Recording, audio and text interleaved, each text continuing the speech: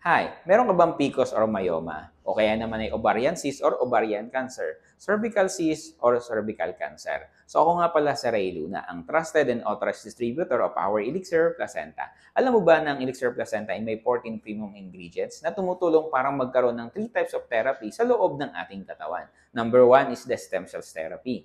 Number 2 is the DNA therapy. And the number 3 is the anti-inflammatory therapy. Alam mo ba na mapakahalaga ng stem cells therapy? Kasi ang ginagawa nito ay nagpo-promote sa loob ng ating katawan para magkaroon ng T-cells. So makikita mo po sa video na to, yung video na yan, yung color green is the T-cells. Ang ginagawa po niya, nilalabanan po niya yung cancer cells. Yun po yung color orange. Ang ginagawa po naman sa loob ng ating katawan ay ilalabas po siya sa ihi, sa dumi, or sa pawis. So para sa mga iba pang impormasyon about Elixir Placenta, mag-message lang po kayo sa akin. I-click nyo lang po yung send message button na makikita nyo po sa baba ng video na to at ako po mismo yung makakausap po ninyo. O kaya naman, itawagan nyo po ako sa number na naka-flash po sa screen. So again, this is Ray Luna, your trusted and authorized distributor of our Elixir Placenta. Thank you po and God bless.